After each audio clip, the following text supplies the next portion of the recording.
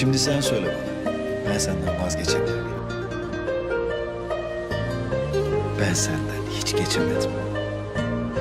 Seni sevmeye devam edebilmek için tekrar sende kaldım.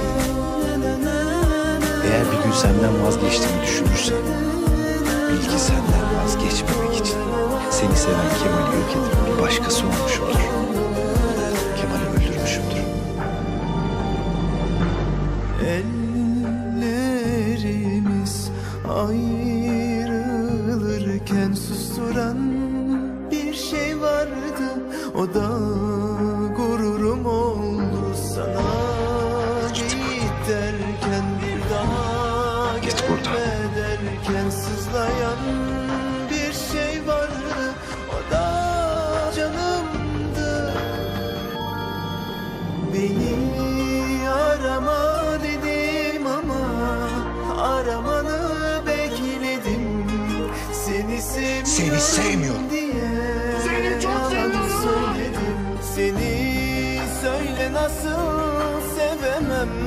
Sen benim canımsın.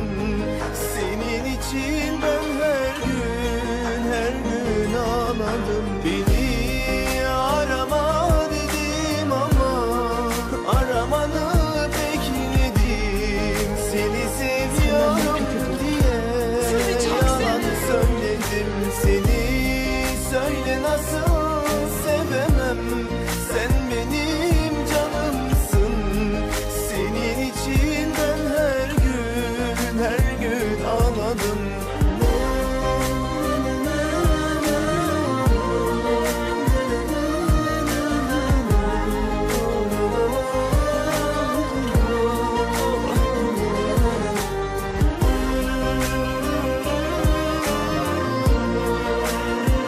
Yapma bana böyle, ne olur. Kurtar beni canım, ağlatma kalbimi.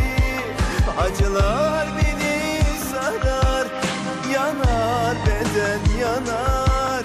İnsan aşkını söyle nasıl satar? Oysa ben canımı verirdim.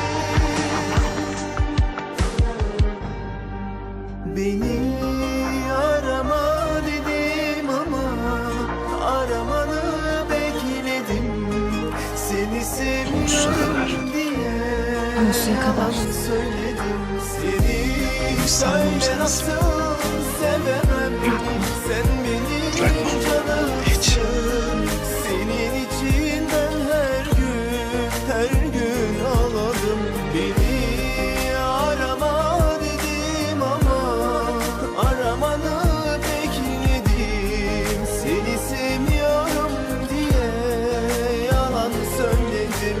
Seni söyle nasıl sevemem. Sen benim canımsın. Senin için ben her gün ağladım. Beni artık arama derken gözlerimden yaşlar aktı. Seni sevmiyorum diye yalan söyledim. Bil ki gururumdan söyledim. Ben seni nasıl sevemem? Sen benim canımsın ya. Sen benim her şeyimsin. Sen benim yüreğimde sakladığım canımın içisin. Seni Sana dair her şeyi kalbimden yarayın. silip attım. Yüreğimden kopardım. Desem yalan. Kim söyledi? Ben senden Senden nasıl vazgeçtiğimi vazgeçeyim? kim söyledi? Sen benim vazgeçilmezimsin. Seni seviyorum. Seni seviyorum. Seni seviyorum. Seni seviyorum.